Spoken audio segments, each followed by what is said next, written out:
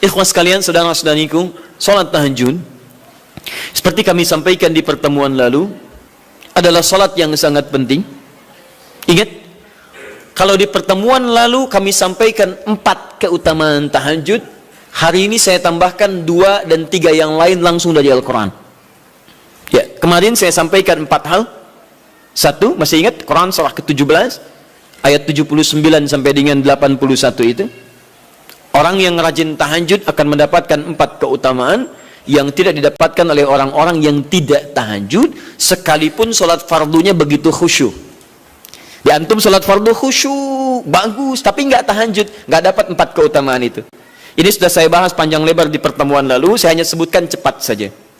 1, Allah akan mengangkat karir, pekerjaan atau aktivitasnya di tempat yang terbaik. Ya deh, jadi kalau antum misalnya pengusaha atau orang karir di kantor dan sebagainya, itu akan cenderung kemudian ditolong oleh Allah, diangkat ke tempat yang terbaik. Terbaik itu tidak harus puncak yang paling tinggi, direktur tidak misalnya, tapi tempat yang bisa membuat nyaman hidup anda, sholat bisa nyaman, bergaul juga nyaman, dan tenang kehidupannya. Mungkin level anda nggak sampai puncak ya direktur utama, mungkin direktur 1, 2 gitu ya, tapi anda dijauhkan dari hal-hal yang maksiat, dijauhkan. Sholatnya enak, punya ruangan nyaman dan sebagainya. 2, Allah akan bimbing setiap ahli tahajud. Allah akan bimbing sehingga menjalani awal pekerjaannya dengan begitu mudah. Wa rabbi adkhilni mudkhalas sidqi. Ya Allah, tolong bimbing saya supaya mengawali pekerjaan dengan cara yang benar. 3, hati-hati. Anda memang posisi tinggi, sekarang dapat proyek. Apakah setiap yang dapat proyek menjalani pekerjaannya dengan benar? Belum tentu. Jangan tinggi-tinggi lah. Maaf ya, apakah orang tua yang sekarang menyekolahkan anaknya ke tempat belajar menjalani awalnya dengan benar? Hati-hati ya Bu ya, Pak. Bapak Ibu menyekolahkan anak dengan awal yang salah, maka memberikan jalan keburukan ketika dia belajar. Saya katakan, jangan pernah Anda masukkan anak Anda ke sekolah dengan menyogok. Bayar sekian supaya masuk, menyalahi aturan. Kalau awalnya sudah salah, bagaimana anak Anda bisa belajar dengan benar? Mustahil mendapatkan sesuatu yang tidak baik. Yang baik itu mustahil didapatkan. 3, wa akhrijni mukhrajas sidqin. Allah berikan jalan keluar terbaik dari persoalan yang dirasakan. Di ahli tahajud itu setiap punya masalah, bukan nggak dapat masalah ya, bukan tidak bermasalah hidupnya. Dia mendapat ujian juga. Cuman sebelum diuji, diringankan masalahnya. Sehingga seakan-akan nggak punya masalah. Padahal sama dengan yang lain, cuma saat akan dia lalui, Allah ringankan persoalannya sehingga mudah dilalui. Dan yang keempat ini yang hebat. Ya, waj'alni min ladunka sultanan nasira. Allah akan tolong langsung orang ini ketika ada lingkungan sekitar yang akan menyakiti atau menjahilinya. Kalau diisengi orang, diganggu orang dan sebagainya, ini orang-orang seperti ini langsung mendapatkan perlindungan dari Allah Subhanahu wa taala. Ada satu kali, ini kisah nyata, seorang saleh ahli tahajud, sampai saking ahli tahajudnya tidak ingin meninggalkan kebiasaan ini. Ini sangat nyata kisahnya dan tidak mengarang. Satu kali Pak, kemudian malam-malam dia perjalanan dengan rombongan. Sekarang lihat apa yang beliau sampaikan. Begitu datang harimau itu, perhatikan ahli tahajud ini, dia ingat dengan janji Allah. Dia ingat dengan janji Allah. Perhatikan baik-baik ya. Kalau Anda sudah punya kebiasaan Qur'ani dalam jiwa Anda, maka ayat itu akan hadir membimbing Anda dalam setiap kesulitan Anda. Apapun itu. Nabi Yusuf dekat dengan Allah. Ketika digoda muncul ayatnya. Laula arra'a burhana rabbi. Kalau bukan melihat petunjuk dari Rabbnya, niscaya ada sesuatu yang buruk terjadi kepadanya. Tapi Allah jaga beliau. Lihat baik-baik teman-teman. Begitu melompat harimau itu, kemudian dia katakan dalam jiwanya. Lihat kalimatnya. Ya khalqallah. Hei makhluk Allah. Dia tidak katakan ya namar, hei harimau, tidak. Kalau disebutkan harimaunya menunjuk pada zatnya, tapi dia lekatkan makhluk ini kepada penciptanya. Hei makhluk Allah. Ya khalqallah, hei makhluk Allah. Jika saya memang rizki yang telah Allah tetapkan untukmu pada saat ini, maka saya ridho untuk engkau makan, silakan, tidak ada masalah. Kalau Allah tetapkan saya sebagai rizki untukmu pada saat ini, silahkan. Tapi kalau saya bukan menjadi rizki yang telah Allah tetapkan untukmu pada saat ini, maka jangan coba-coba ganggu ibadahku hari ini. Lihat kalimatnya, bukan jangan makan aku. Ingat, bukan jangan makan aku. Jangan coba-coba ganggu ibadahku saat ini, atau aku akan mohonkan pada Allah penciptamu untuk menghancurkan engkau saat ini juga. Perhatikan, dia minta jangan ganggu tahajudnya, bukan jangan makan dirinya. Apa yang terjadi ketika dikaitkan dengan ayat perlindungan tentang tahajudnya, maka tiba-tiba harimau ini pergi meninggalkannya, mengaum sekali langsung pergi. Anda bisa bayangkan, bisa nggak malam-malam begitu Anda sholat, tiba-tiba ada nyamuk misalnya kan banyak tuh, begitu Anda mulai disengat oleh nyamuk, diambil Anda katakan, hei nyamuk, kalau ini memang rizki yang telah Allah tetapkan untukmu saat ini, sedot sebanyak-banyaknya, saya ikhlas. Tapi kalau bukan, jangan coba-coba ganggu saya. Atau saya mohonkan kepada Allah pencipta untuk menghancurkan kau saat ini juga. Masya Allah. Kira-kira apa reaksi nyamuk? Makin banyak kayaknya. Coba cek. Berarti chemistry-nya harus lebih dibangun lagi. Tingkatkan. Itu waj'alni min ladunka sultanan nasara. Nah, maka teman-teman sekalian, dari 4 ini, kemudian Nabi menguatkan tentang itu sampai muncul ayat-ayat khusus dari Al-Quran untuk memberikan jaminan-jaminan. Ini tambahannya. Yang kelima, ini yang belum saya sampaikan pertemuan lalu. Kelima, salat tahajud itu adalah kebiasaan ahli surga saat di dunia. Jadi kalau Anda ingin melihat ahli surga yang hadir di dunia, salah satunya lihat kebiasaan salat malamnya. Bukan nonton bola. Dan tidak dikalahkan oleh bola. Dia nggak peduli mau Kroasia menang 2-1 lawan Inggris, dia nggak peduli. Ya, mau Prancis menang 1-0 lawan Belgia, dia nggak peduli. Pokoknya terserah, yang penting juaranya Prancis misalnya gitu kan. Tidak, dia nggak peduli, mau siapapun nggak ada masalah. Dan tidak dikalahkan. Jadi kalau Anda ingin melihat kebiasaan ahli surga saat di dunia, lihat kebiasaan malamnya. Kalau dia bangun dan mengalahkan semua kebiasaan malam ahli dunia, maka itulah ahli surga. Salah satu kebiasaannya. Ya, kalau nanti turunan dari tahajud yang muncul, nanti saya terangkan. Yang berhasil tahajud, ciri-cirinya begini. Jadi jangan dilihat setiap yang malam sholat itu disebut ahli tahajud, belum tentu, ada ciri-cirinya. Tapi ciri yang pertama, yang melekat kuat, kelihatan nampak, pertama adalah ciri ahli surga, dia memiliki kecenderungan untuk sering bangun malam. Dalilnya Quran surah ke-51 ayat 15 sampai dengan ayat ke-17-nya. Innal muttaqina fi jannatin wa 'uyun, sungguh di antara orang takwa itu nanti akan ada yang mendapatkan hadiah taman surga. Apa keistimewaannya? Akhidhina ma atahum rabbuhum innahum kanu qabla dzalika muhsinin. Sungguh kebiasaan mereka itu saat di surga, keutamaan surga, taman surga ini, mereka akan langsung mendapatkan semua kenikmatannya dari Allah langsung. Kalau surga lain diberikan lewildanun mukhalladun, pelayan surga. Di kalau antum ikhwan oleh bidadari surga, yang akhwat oleh pangeran-pangeran surga. Ganteng cantiknya nggak usah dibayangkan, tak terlukiskan. Ada hurun in, ada seperti mutiara, ada seperti berlian, oh, indah sekali. Dan kata Nabi, mala ainan ra'at wala udhunun sami'at wala khatara ala qalbi bashar. Ya, enggak pernah dilihat di bumi. Dia mengantarkan bi aqwabi wa abari qawaqasin min ma'in, bawa gelas-gelas yang berleburan mutiara, emas dan sebagainya. Enggak seperti ini, enggak ada merek Akhir TV di sana nanti, ya. Semuanya indah. Tapi enggak terbayang. Tapi taman surga tidak. Allah langsung yang berikan tanpa perantara. Kun fayakun, gak usah dibayangkan, laisa kamitslihi syai', ada seketika. Tapi yang hebat, apa kebiasaan ini? Kata Al-Quran langsung, ini Allah yang mempersaksikan. Innahum kanu qabla dzalika muhsinin, mereka itu ahli ihsan saat di dunia. Ayat 17-nya, kanu qalila minal laili ma yahja'un. Mereka itu malamnya sedikit tidurnya. Jadi punya kebiasaan bangun malam. Jadi kalau Anda, ini cara memahami ayat itu begini. Cara memahami ayat seperti ini, jangan mencari orang lain. Anda sendiri yang menjadi bagian dari ayat itu. Jadi itu diinformasikan pada kita sebagai tawaran. Kita mau nggak berniaga dengan ayat itu? Mau nggak menjadi bagian dari ahli surga itu? Jadi jangan sibuk mencari kebiasaan orang. Kenapa Anda tidak membiasakan diri jadi bagiannya? Ya. Jadi coba cek dari keluarga. Ada nggak sudah jadi bagian dari ahli surga di keluarga Anda? Sekarang pulang ke rumah, coba lihat dari sekian orang yang ada di rumah berapa yang bangun. Mula-mula cuma 2 orang, menikah suami istri belum bangun. Allah kirimkan anak belum bangun. Sudah ada cucu belum bangun. 10 orang di rumah nggak ada yang bangun. Masa satu pun nggak ada yang jadi ahli surga? Hai, coba. Makanya karena saking tingginya ayat ini, Nabi sampai membangunkan istrinya, membangunkan menantunya, membangunkan anaknya Fatimah Az-Zahra, menantunya Ali bin Abi Thalib. Dibangunkan oleh beliau, ayo bangun, bangun, bangun. Saking inginnya keluarga Nabi terpancar cahaya surga sejak mulai di dunianya. Teman-teman pulang ke rumah ya, coba lihat tuh. Anak-anak yang di pesantren kalau pulang dan sebagainya, malam bangun nggak dia? Coba biasakan, bangun. Dan Anda akan rasakan hal yang sangat berbeda. 2, tadi tambah 1 ya, berarti 5, sekarang yang ke-6. Orang-orang yang rajin bangun malam, itu orang-orang yang mendapatkan pujian langsung dari Allah Subhanahu wa ta'ala. Jadi kalau Anda ingin melihat orang yang dipuji Allah, itu lihat orang yang sering bangun malam, tahajud. Di antara dalilnya, Quran surah ke-32 ayat ke-16.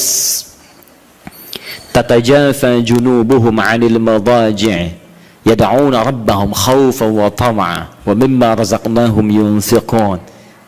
Setelah kita sujud itu, ayat sajadah, Allah terangkan. Itu indah sekali kaitannya. Nih, di antara orang sujud ini ada yang lebih hebat lagi. Kalau Anda sholat subuh baca misalnya ayat sajadah, sujud, Allah terangkan. Di antara sifat orang yang rajin sujud ini adalah orang-orang yang rajin tahajud. Tatajafa junubuhum 'anil madaji'. Mereka sering menghindari tempat tidur di malam harinya. Maksudnya apa? Rajin tahajudnya. Ada orang-orang yang dipuji oleh Allah Subhanahu wa ta'ala karena kebiasaan malamnya dia menghindarkan diri dari tempat tidur. Maksudnya bukan nggak tidur, rajin bangun malamnya. Rajin bangun malam. Bapak Ibu kurang apa lagi ya? Kalau ada orang dipuji misalnya saat di dunia, presiden memuji seseorang, artinya presiden menyukai dia. Artinya presiden menjamin kemudahan baginya. Kalau ada orang yang dipuji Allah, artinya Allah mencintai dia dan menjamin kemudahan dalam kehidupannya. Maka dekati orang-orang seperti ini. Saya sarankan kalau antum punya teman, ikhwan sekalian, sedang mabit misalnya atau tugas dinas keluar. Tiba-tiba tengah malam di hotel dia bangun sholat, itu teman terbaik Anda. Saya katakan pada Anda, tandai orang ini dan dekati dia saat di kantor. Bangun ukhuwah dengannya, persahabatan dengannya. Maka ketika Anda mendekati orang-orang yang dipuji oleh Allah, maka Anda pun akan kedapatan bagian dari pujiannya. Karena mustahil orang yang dijaga oleh Allah mengajak Anda pada maksiat, itu mustahil. Mustahil. Sama teman-teman yang masih di kampus, kalau malam-malam misalnya di asrama atau pulang tiba-tiba ada orang-orang yang kelihatan sholat malam, dekati orang ini. Jadilah bagian dari sahabatnya. Dan dengan itu saya ajak, coba cek pasangan hidup Anda. Jangan-jangan selama ini Anda berdua belum mendapati sesuatu yang terbaik. Kalau ibu ingin suaminya dipuji oleh Allah Subhanahu wa ta'ala, maka bangunkan malamnya supaya dia sholat. Kalau istri Anda ingin dipuji oleh Allah Subhanahu wa ta'ala, bangunkan malamnya supaya dia sholat. Dan kalau bisa keduanya kompak. Pernah kan saya sampaikan di pertemuan lalu, Nabi menyampaikan, lihat rahimallahu mra'an atau rajulan, Allah merahmati seorang lelaki, kemudian yang bangun di pertengahan malam dia sholat, lantas membangunkan istrinya dan mencipratan air di wajah istrinya supaya dia bangun menunaikan sholat malam. Seperti Allah merahmati seorang istri yang bangun di malam hari untuk sholat, kemudian dia mencipratan air di wajah suaminya supaya bangun untuk sholat. Saking tingginya mendapatkan pujian Allah, sampai kata Nabi SAW, ayo bangunkan istrimu sekalipun kau cipratkan air di wajahnya. Tapi mohon izin Bu ya, maksud hadis itu kalau sudah ada komitmen dan rencana bangun di malam harinya. Nggak ya? Bukan ibu ngaji sekarang suami nggak hadir, terus dengar itu terus nggak punya rencana. Aduh saya pengen suami dipuji Allah, masya Allah malam-malam segayung Pak. Mama kenapa? Hadis Nabi Pak. Oh hadis Nabi. Aduh siapa yang ngajarin? Nah, itu yang repot. Paham ya? Baik. Sudah yang terakhir. Ini menunjuk pada keutamaan tahajud. Kemarin 4 saya tambahkan jadi 3. 1 masih ingat tadi yang pertama apa? Allah Subhanahu wa ta'ala menjamin ia sebagai ahli surga, kebiasaan yang ada di dunia. Yang kedua, Allah memuji orang ini. Dan yang ketiga, tahajud itu kebiasaan orang soleh yang ditekankan oleh Al-Quran dan hadis Nabi SAW. Kebiasaan orang-orang soleh. Jadi kalau yang pertama ahli surga, kedua dipuji Allah, yang ketiga langsung dikuatkan orang-orang soleh. Dan orang-orang soleh itu, mohon izin ya, maaf, orang soleh itu tempatnya saat di surga, itu sesurga dengan semua nabi. Semua nabi dan rasul. Ayatnya ada di Quran surah keempat An-Nisa ayat 69. Paling kanan di pertengahan. Wa may yuti'illaha wa rasul fa ulaika ma'al ladzina an'ama Allahu 'alaihim minan nabiyyin was-siddiqin wasyuhada was-salihin wa hasuna ulaika rafiqa. Siapa yang mau menaati Allah dan Rasulnya, maka dia bisa sesurga dengan orang-orang yang telah Allah berikan jaminan nikmat surga untuk mereka. Di antara mereka para nabi, Awas. Para syuhada, siddiqin, orang-orang jujur, wassalihin, orang-orang soleh. Ini syahidnya di ayat ini bahwa orang-orang soleh akan sesurga bersama semua nabi. Saya pernah katakan pada Anda, kalau beberapa nabi saja, maka bahasa Arabnya bukan nabiyin, tapi anbiya. Anbiya. Karena itu ada surah ke-21, surah Al-Anbiya. Di situ dikisahkan beberapa nabi saja. Puncaknya di Quran surah 21 ayat 83 sampai 90. Di situ ada kisah Nabi Zakaria, kisah Nabi Yunus, kisah Nabi Ayub dan sebagainya. Anda bisa baca itu, ada turunan para nabi, tapi tidak semua nabi dikisahkan. Tapi kalau Anda ingin sesurga dengan semua nabi tanpa kecuali, maka Anda kerjakan sebagai orang soleh saat di dunia, ada peluang mendapatinya. Nah, ciri orang soleh yang ditekankan itu, dia adalah orang-orang yang rajin. Ayat kedua, wa minal laili fasjud lahu wasabbih. Tapi sebagian malam cari waktu untuk banyak bersujud kepada Allah dan memperbanyak tasbih kepadanya. Di antara makna tasbih dan sujud itu adalah tahajud. Dari mana taunya tasbih dan sujud bagian dari tahajud? Itulah nanti yang akan kita bahas tentang sifat salat tahajud Nabi dalam pertemuan yang sekarang. Baik, sekarang kita mulai materi intinya. Tadi muqaddimah, ya. Baik. Bismillah.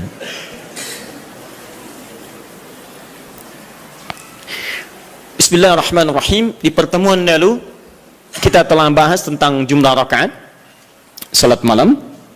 Kemudian di antara rakaat itu kita diberikan pilihan mana yang mau dipilih, silahkan, tidak ada masalah. Mau 11, mau 23, bahkan lebih daripada itu. Sekarang setelah diketahui jumlah rakaatnya, bagaimana cara menunaikannya? Baik. Hadis pertama, Abu Daud, nomor hadis 1369.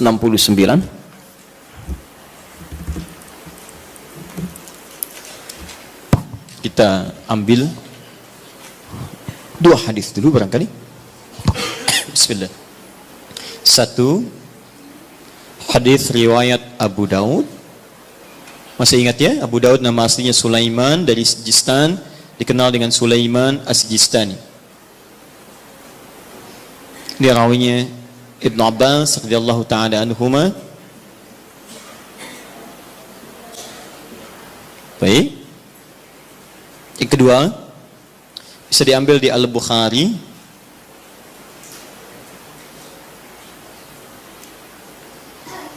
Nomor hadis dari 2008 bisa sampai 2012.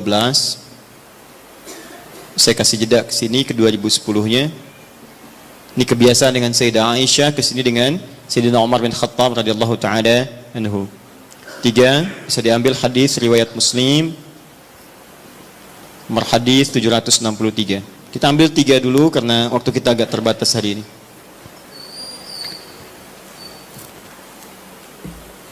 Baik, yang pertama kita lihat. Sekarang kita akan bicara tentang teknis atau cara menunaikan tahajud. Sifat pertama, apakah tahajud ditunaikan sendirian atau karena bacaan tahajud Nabi sampai dengan kesalam. Ya, kita mulai bagian pertama. Bismillahirrahmanirrahim, tentang persoalan apakah salat tahajud ditunaikan sendiri atau berjamaah. Kita ambil hadis pertama di Abu Daud nomor hadis 1369. Hadis ini telah kami kopikan tentang dari awal pembahasan dan alhamdulillah saya hakul yakin sudah dibagikan, ya. Mungkin sebagian yang datang pada kesempatan ini ada yang belum mendapatinya. Mudah-mudahan nanti kita tampilkan kembali untuk bisa dipahami dengan baik. Singkatnya adalah ketika Nabi sallallahu alaihi wasallam menginap di rumah istri beliau Sayyidah Maimunah, kemudian Ibnu Abbas radhiyallahu taala anhuma juga ingin menginap di rumah Sayyidah Maimunah. Setelah itu tujuannya untuk mengetahui kebiasaan Nabi. Ini Bapak Ibu, maaf ya, kalau saya harus sampaikan permohonan maaf di awal, kebanyakan orang belajar hadis itu seringkali melewati muqaddimahnya, pengantar hadisnya. Hanya langsung ingin tahu poin-poinnya aja isinya seperti apa. Padahal pengantar hadis itu memberikan inspirasi pada kita membentuk karakteristik seperti orang-orang baik di masa lalu. Jadi saya sarankan kepada Anda, kalau Anda belajar hadis, kemudian ingin Anda bahas, ada dua hal penting di hadis itu. Satu sanad, dua matan. Sanad itu adalah singkatnya silsilah periwayat hadis yang meriwayatkan hadis itu sampai pada kita. Siapa yang meriwayatkan hadisnya? Pelajari kenapa dia bisa meriwayatkan hadis, apa kebiasaannya. Yang kedua matan. Matan itu isi hadisnya. Nah, sekarang lihat baik-baik ya. Ibnu Abbas ini yang meriwayatkan hadis kita ini yang sampai kepada kita. Siapa Ibnu Abbas ini? Ini masih kecil anaknya. Ya, anaknya Abbas. Abbas punya dua anak laki-laki, satu Fudail, kedua Abdullah. Abdullah ini ketika dilahirkan, suasananya lahir tumbuh di akhir-akhir kehidupan Nabi sallallahu alaihi wasallam. Jadi masih kecil. Nabi meninggal dunia wafat usianya masih 13-14 tahun. Tapi ingat betul, Abdullah kecil ini diinvestasikan oleh orang tuanya untuk belajar pengetahuan dari Nabi sallallahu alaihi wasallam. Di Abbas ini visinya dalam, beliau itu pengusaha Pak. Pengusaha, sebelum masuk Islam itu ahli riba, rentenir pada saat itu. Bahkan riba yang dibebaskan pertama kali, ayat riba yang turun untuk membebaskan ribanya Abbas. Dibebaskan, begitu keluar dari jerat-jerat yang buruk itu, usahanya meningkat jadi kaya. Tapi hebatnya, status kekayaannya tidak melunturkan visi hidupnya untuk mendekatkan anaknya dekat dengan Nabi SAW. Jadi tidak menghalangi Anda boleh jadi direktur apapun silahkan. Direktur A, direktur B, pengusaha A, pengusaha B, nggak jadi masalah. Tapi masa iya sih dari sekian anak Anda nggak ada yang hafal Quran? Anda harus punya cita-cita. Nih saya bekerja di sini, saya belum hafal Quran, tapi anak saya dia mesti hafal. Anak Anda empat kan, yang pertama ini penghafal Quran, yang kedua ahli hadis, ketiga ahli tafsir, keempat ahli fiqih. Allahu Akbar. Begitu Anda mendapatkan kesulitan di rumah tentang hal tertentu, anak Anda solusinya di situ. Begitu mendapatkan masalah, kakak sini, apa ayatnya? Oh ini ayah. Bla bla bla bla bla. Selesai. Masya Allah. Adik, hadisnya apa yang menguatkan ini? Ini ayah. Anmada kalau Rasulullah SAW. Selesai. Apa hukum fikihnya? Ini ayah. Masya Allah. Apa turunan tafsirnya? Ini abi. Masya Allah. Sudah. Ustadz nggak laku. Nggak lengkap di rumah. Ya. Nah ini disiapkan oleh Abbas, anak pertama saya. Karena dia sudah dewasa, maka saya hibahkan untuk membantu Nabi. Makanya banyak kisah tentang sirah Nabawiyah wafatnya Nabi, itu hanya berhenti wafat di pangkuan Sayyidah Aisyah. Berwudu, sholat, di pangkuan Sayyidah Aisyah wafat. Tapi siapakah yang membawakan air wudunya? Fudail, kakaknya Abdullah. Beliau yang bawakan air wudunya. Berwudu Nabi kemudian dengan bejana itu. Dan itu sampai berkhidmat pada Rasulullah sampai di akhir hidupnya. Tapi yang kecil ini, langsung dihadirkan nuansa cinta kepada Nabi untuk mempelajari bagian kesolehan dan pengetahuannya. Ini tandanya seperti ini. Maksudnya adalah, kata para ulama hadis, jika Anda memiliki anak-anak yang serupa, laki-laki atau yang sebagainya, kemudian menemukan orang-orang soleh sekitaran Anda, maka dekatkan anak itu kepada dirinya atau majlisnya. Hadirkan. Kami dulu waktu belajar terbiasa, di mana ada syekh, kita lazimi syekh itu. Sekalipun kami jadi pembantunya. Itu biasa. Bawakan tasnya. Begitu bawakan tas, di jalan kita tanya masalah hukum dan sebagainya. Kadang kami gorengkan makanan untuknya. Begitu digorengkan, selesai dihidangkan, itulah yang hadir dari lisan beliau. Kalau Rasulullah SAW, Rasulullah SAW bersabda, jika kamu menghidangkan makanan begini, wah datang kepada kita tuh. Diindah, jadi niat kita itu untuk belajar. Sama, ya dulu Ja'far As-Shadiq punya pembantu. Pembantunya sampai hafal Quran. Untuk memahami akhlaknya. Sampai tahu kebiasaannya. Tahu Anda kisahnya? Satu ketika kemudian datang seorang tamu, tiba-tiba dia bawakan air, begitu bawakan air terpleset, jatuhlah kemudian air itu, gelasnya kemudian airnya tumpah mengenai jubah tuannya. Begitu terkena jubahnya, wajahnya berubah. Dia tahu, kata pembantunya, Masya Allah, ini ahli surga nih. Ahli surga itu turun ayatnya. Quran surah Ali Imran surah ketiga, ayat 133 sampai 134. Kata pembantunya, wal kadhiminal ghaidha. Ahli surga sanggup menahan marah. Kata Ja'far, saya nggak marah. Pembantunya tahu, sekarang nggak marah, tapi mungkin belum tentu memaafkan. Teruskan ayatnya, wal afina 'anin nas. Dan Allah menyukai orang-orang memberikan maaf pada orang lain. Kata Ja'far, saya maafkan. Yang hebat yang ketiga, beliau tahu Ja'far punya kebiasaan untuk sedekah. 2000 dinar selalu ada dalam kantungnya. Kata pembantunya, Allahu yuhibbul muhsinin. Dan Allah senang pada orang-orang yang berbuat baik. Kata Ja'far, dikeluarkan 2000 dinar, saya berikan, sekarang kamu bebas, gak usah jadi pembantu saya lagi. Masya Allah. Luar biasa. Dan itu kisah-kisah itu banyak teman-teman. Anda bisa gali kisah-kisah yang bisa menguatkan iman kita. Jangan cuma cari bacaan-bacaan nggak jelas tuh, ngapain? Main tik-tok, nggak ada kerjaan. Itu apa gitu? Saya aja bingung, ada orang sampai ngerjain ini, saya nggak tahu itu apa gitu ya. Cuma lihat di berita kok, kenapa gitu? Dan nggak ada faedahnya, kenapa sih? Kenapa nggak cari tentang kisah-kisah soleh orang dulu, terus praktekkan di rumah, bisa menguatkan iman kita. Nah, salah satunya Ibnu Abbas. Ibnu Abbas, jadi Anda, maaf ya, kisah ini kita tarik sebagai inspirasi. Kalau Anda sudah berkeluarga, coba di antara sekian anak itu mesti disiapkan. Ini mau jadi apa, ini jadi apa. Dan ada kebanggaan di akhirat nanti. Misalnya ini nanti yang pakaikan mahkota kami di akhirat. Saat kami pulang menghadap Allah. Siapkan, semua harus hafal Quran. Semua hafal Quran. Nanti spesifikasinya, ini ahlinya qiraat, ini hadisnya dan sebagainya. Ibnu Abbas disiapkan oleh orang tuanya, maka dia melazimi Nabi SAW karena bagian dari keluarganya. Usia masih 3-4 tahun, datang ke rumah bibinya Maimunah, kemudian tidur di rumahnya dan bangun saat di pertengahan malam. Kisah bangunnya sampai dengan wudu sudah selesai, kita akan masuk kepada fase tahajudnya. Begitu Nabi malamnya akan sholat, maka Ibnu Abbas tiba-tiba masuk ke barisan, menjadi saf bagian dari Nabi, sholatlah di belakang Nabi sebagai makmum. Lihat ya, jadi Nabi sedang sholat, saya ilustrasikan ya, misal ini sedang sholat, tiba-tiba Ibnu Abbas dari belakang ikut sholat sebagai makmum. Lantas ditarik oleh Nabi, disejajarkan oleh Nabi SAW dengan posisi beliau. Sejajar, tadinya di belakang begini, ditarik jadi sejajar begini. Paham? Disejajarkan seperti ini. Hadis ini sering digunakan dalil oleh teman-teman kita tentang kebolehan menyusun saf laki-laki dan perempuan dengan posisi sejajar bila imamnya satu dan makmumnya satu. Pernah dengar ada guru Anda mengajarkan, kalau ini posisi imam satu, maka makmumnya satu, boleh makmum dan imam posisi sejajar.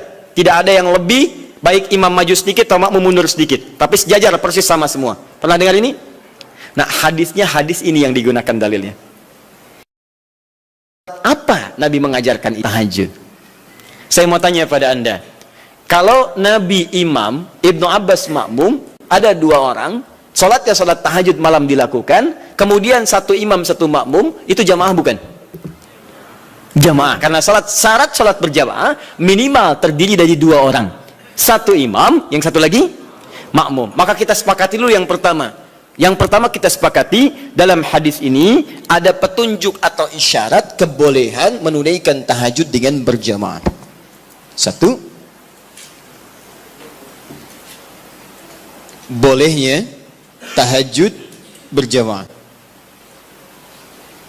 Nah. Awas, di sini ulama sepakat ya, awas hati-hati. Tidak ada yang tidak sepakat. Jadi kalau Anda yang tidak sepakat, Anda sendiri yang salah.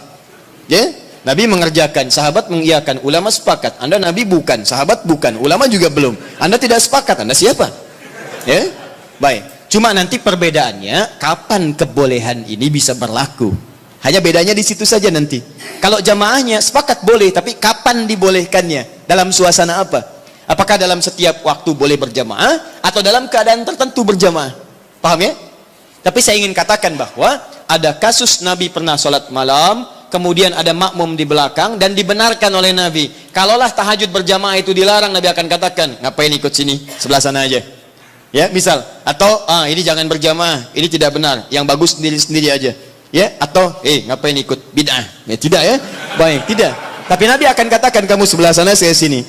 Tapi ketika Nabi tidak melarangnya, bahkan menarik dan menyejajarkan, ini menunjukkan ada kebolehan dalam sholat berjamaah yang dimaksudkan. Jelas di sini? Paham ya? Awas hati-hati, saya ingin luruskan dulu karena sebagian sahabat kita, teman-teman kita menjadikan ini sebagai dalil bolehnya satu saf sejajar, tapi tidak pernah mengungkit sholat apa itu. Di Anda kan unik, Anda mengatakan boleh sejajar saf, makmum dengan imam. Kalau imam satu, makmum satu. Tapi Anda mengatakan tahajud gak boleh berjamaah, bid'ah. Padahal yang Anda gunakan dalilnya tentang dalil tahajud. Paham ya? Nah, jadi gini, kalau Anda cenderung pada satu pendapat tidak apa-apa, tapi kita harus jujur menyampaikan informasi. Ya, jadi kalau beda dengan yang lain tidak ada masalah sepanjang ada dalil. Ya, dan tidak usah mencela orang lain. Kita punya pilihan, boleh, tapi jangan sampai pilihan kita kemudian menjelekkan orang lain. Itu yang tidak bagus. Jelas? Baik. Jadi celaan tinggalkan, ibadah kerjakan. Itu yang dimaksud, ambil baiknya, tinggalkan buruknya. Dan tidak usah rame gitu kan? Nah, sini. Satu. Dalil kedua. Bismillah. Sayyidah Aisyah radhiyallahu taala anha diriwayatkan di Al-Bukhari dari nomor hadis 2008 sampai ke 2010-nya. 2012 untuk sahabat Umar bin Khattab radhiyallahu taala anhu.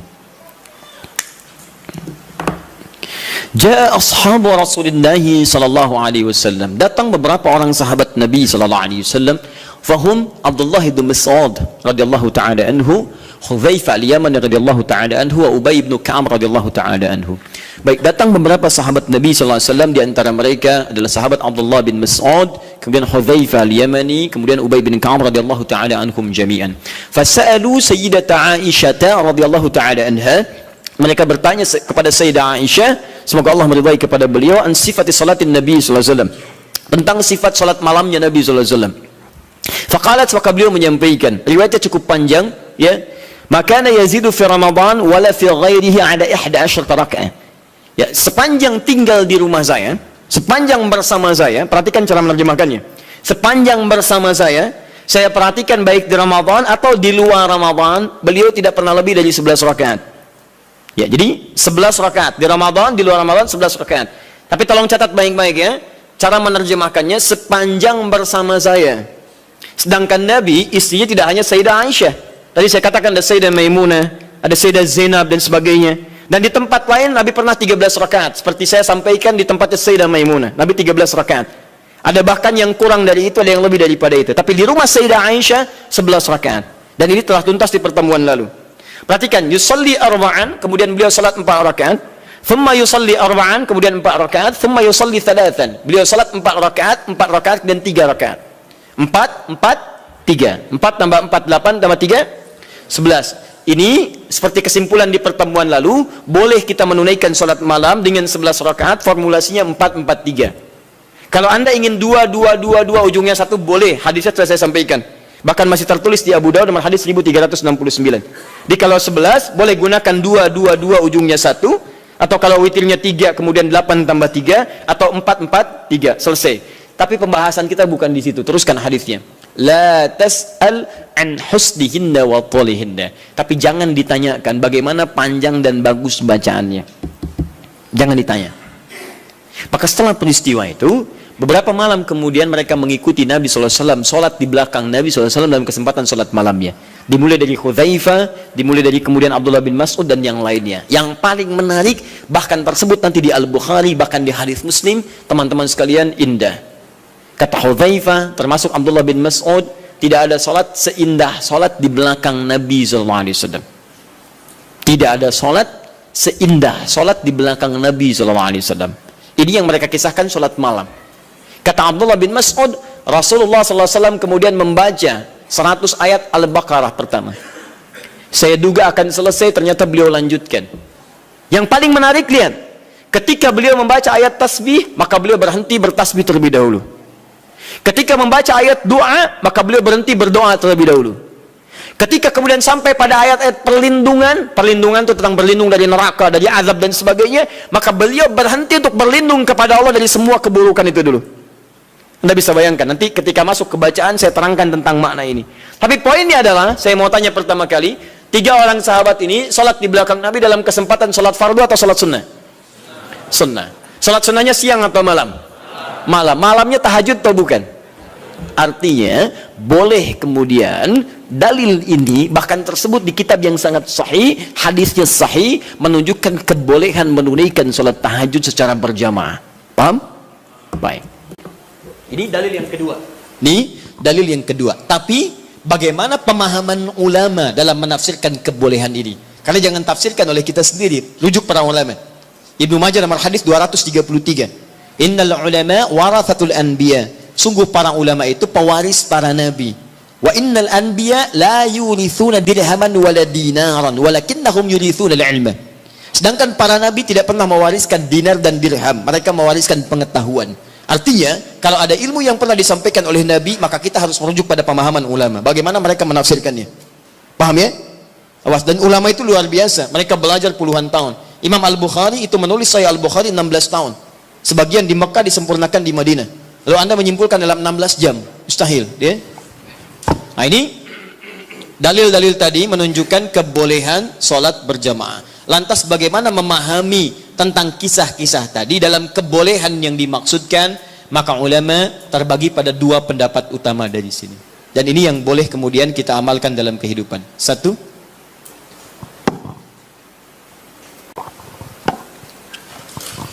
pendapat pertama menyampaikan hadis yang menunjukkan membenarkannya salat tahajud berjamaah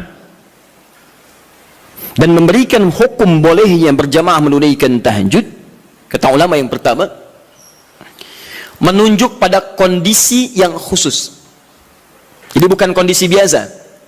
Artinya jika kondisi ini ada, maka yang terbaik Anda tunaikan berjamaah. Tapi kalau kondisi dimaksud tidak ditemukan, maka sendirian itu lebih utama.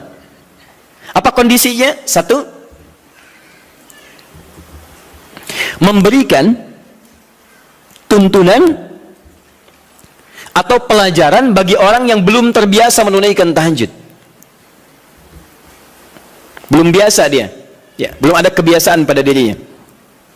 Ini menunjuk pada hadisnya Ibnu Abbas radhiyallahu taala anhuma. Kan ini baru pertama kali berkunjung kan ke rumah bibinya Sayyidah Maimunah, kemudian tiba-tiba sholat di belakang Nabi, oleh Nabi ditarik, diajarkan bagaimana caranya menunaikan sholat malam, kekhusyuannya dan sebagainya. Jadi kalau Anda misalnya dalam kondisi ingin membimbing orang-orang tertentu, bisa di rumah suami ingin membimbing dengan istri, atau membiasakan dengan anak-anak yang belum terbiasa sholat malam, ya, tiba-tiba anak Anda beranjak misalnya, jadi semakin dewasa, sudah baligh, Anda ingin bangunkan malam hari, jangan biarkan dia sendiri. Khawatirnya karena belum terbiasa, belum mengerti cara menunaikan sholat malamnya. Paham ya? Tiba-tiba Allahu Akbar, rakaatnya kencang, alhamdulillah sedang tahajud, lama gak keluar bunyinya, lama-lama ketahuan tidur di sejadah itu kan. Nah, karena belum terbiasa, ya. Allahu Akbar, baca surat, sudah baca surat, ruku Allahu Akbar, begitu sami Allahu liman hamidah, kedengaran dari samping, gol, ya, berubah suasana hidupnya.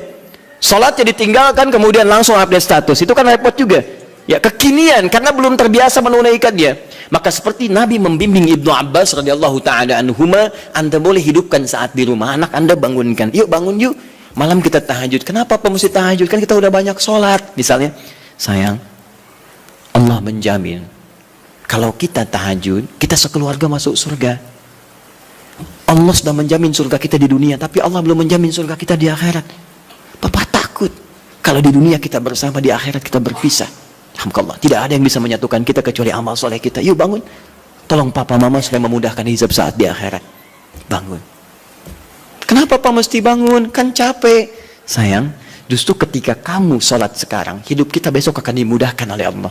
Allah sudah berjanji, kalau kita bangun malam ini, maka pekerjaan kamu besok akan mudah, sekolah kamu akan mudah, pelajaran kamu akan mudah, dan seterusnya. Maka teman-teman cari aura-aura positif untuk menghidupkan itu. Bangun malam, itu indah. Itu indah. Guru di sekolah punya program misalnya, ya, ada mabit, ada macam-macam, malamnya dibangunkan, boleh, silakan cari imam bagus, kemudian hadirkan suasana malam, sholat itu boleh, sah, nggak ada masalah. Taib. Dua, bukan dua yang bawahnya ya, dua yang masih poin satu. Jadi 1A tadi, jika ada suasana ingin membimbing kalangan tertentu atau orang-orang tertentu yang belum terbiasa menunaikan sholat malam. Dua, sudah? Dalam rangka melatih atau menghadirkan kekhusyuan, dalam rangka melatih atau menghadirkan kekhusyuan,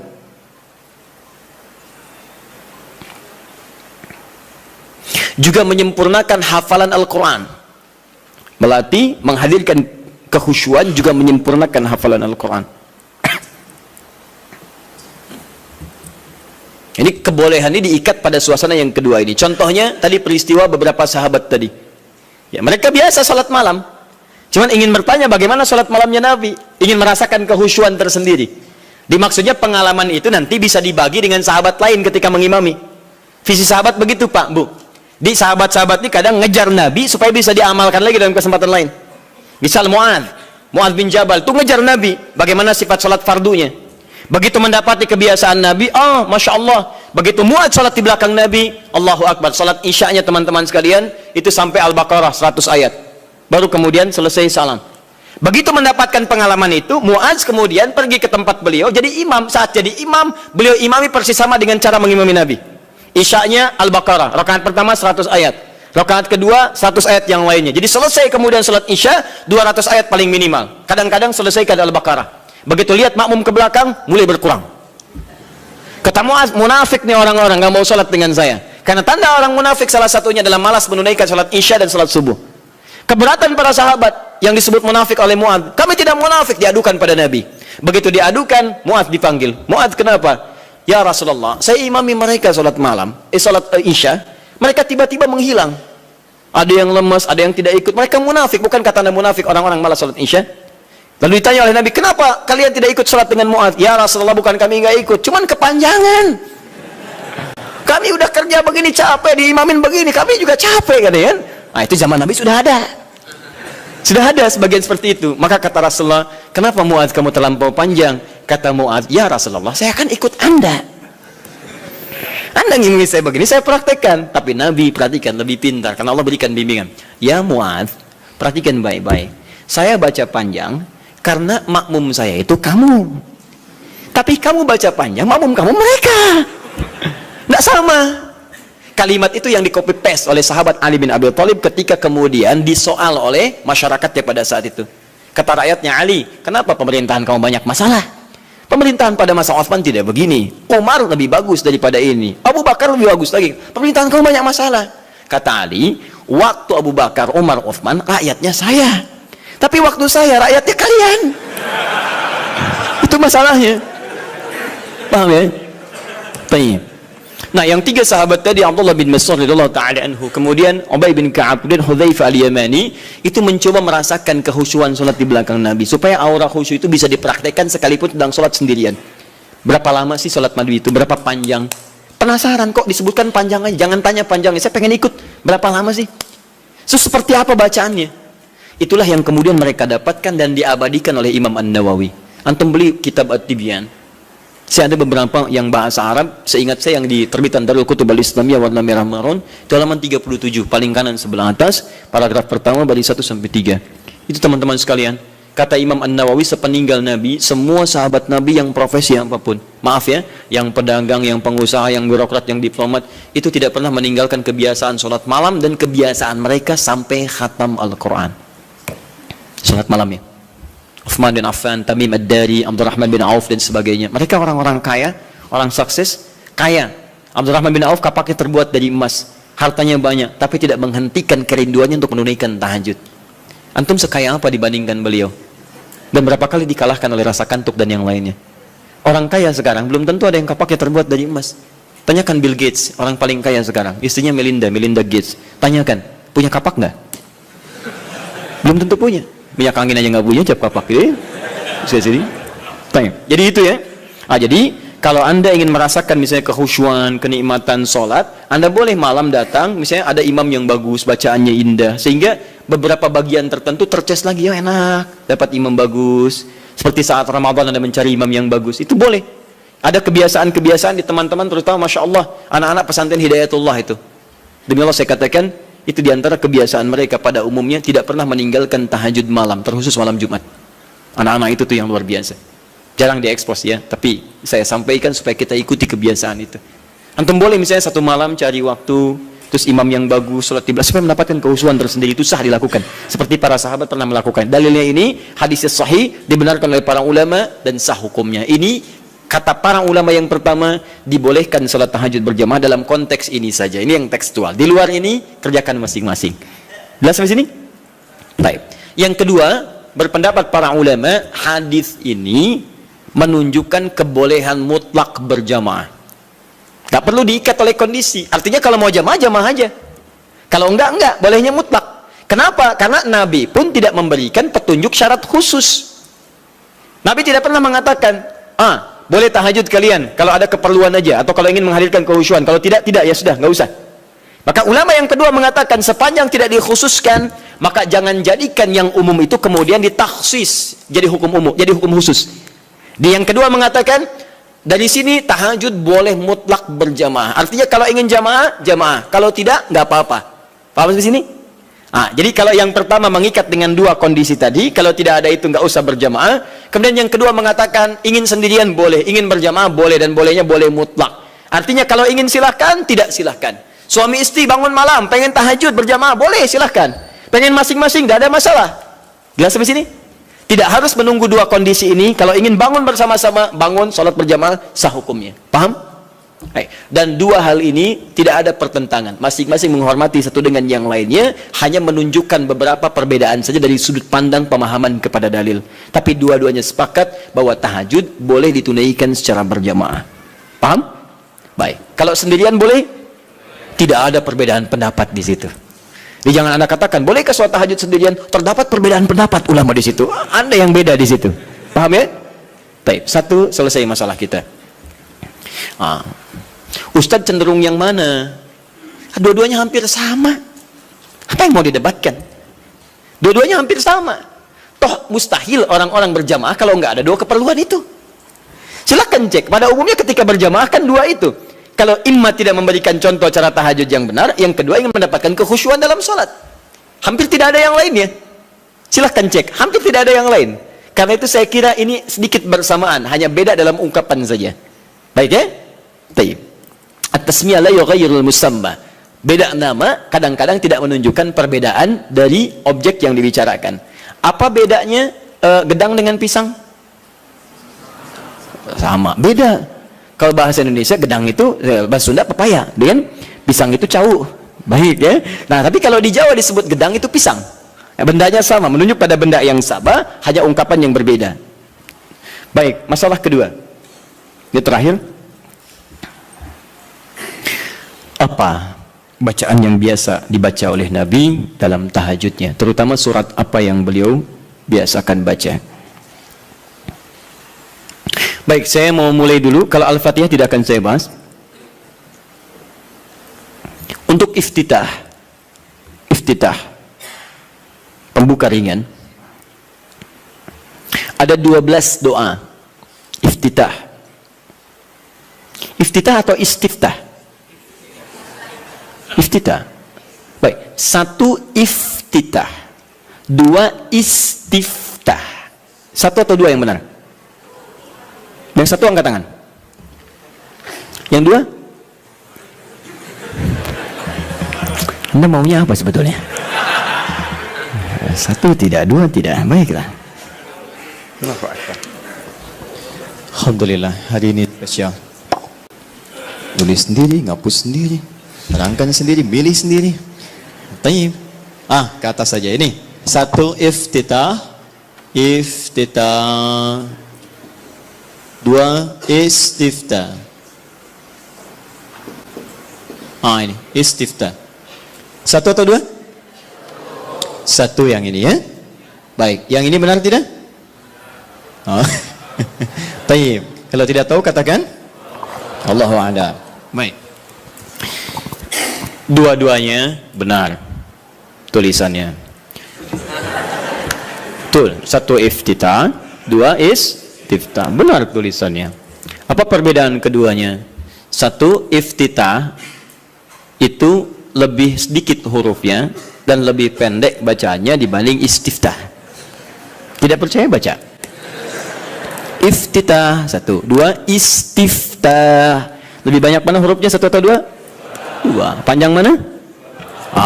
Sekarang kita pakai menggunakan ilmu bahasanya, ilmu lughah. Kaidah berkata, ziyadatul mabna tadullu ala ziyadatil ma'na. Ketika hurufnya bertambah, maka menunjukkan maknanya pun lebih luas.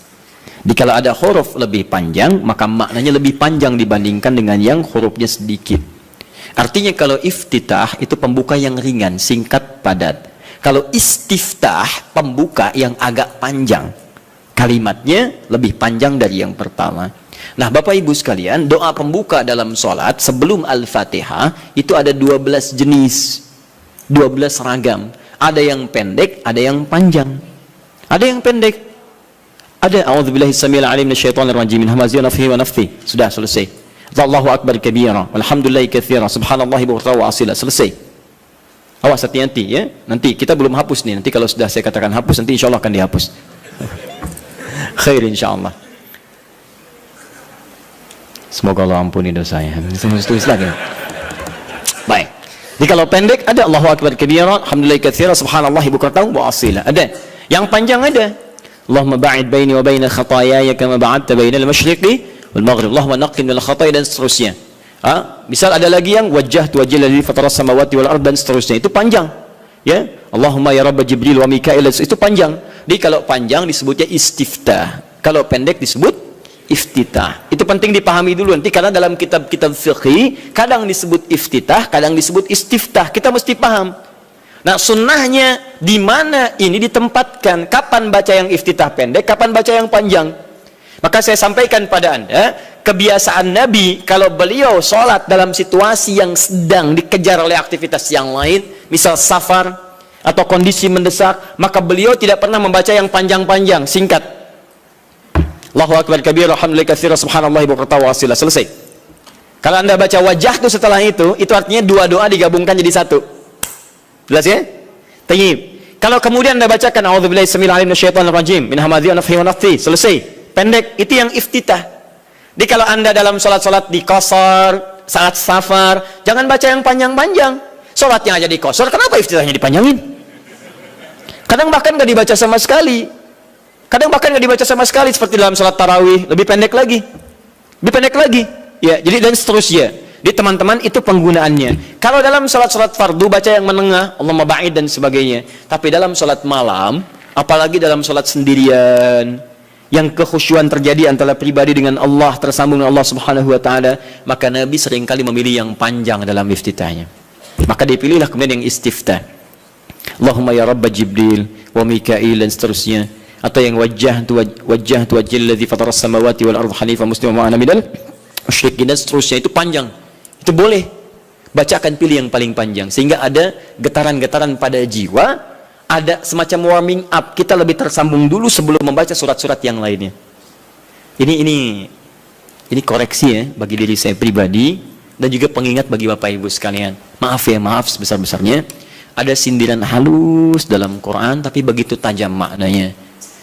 Umumnya orang sholat, bahkan ada yang tidak memahami apa yang dibaca dan dilakukan dalam sholatnya. Masalah kita sekarang, kenapa orang sholat belum menghadirkan kehusyuan? Karena umumnya banyak orang yang masih belum paham apa yang dibaca dalam sholatnya.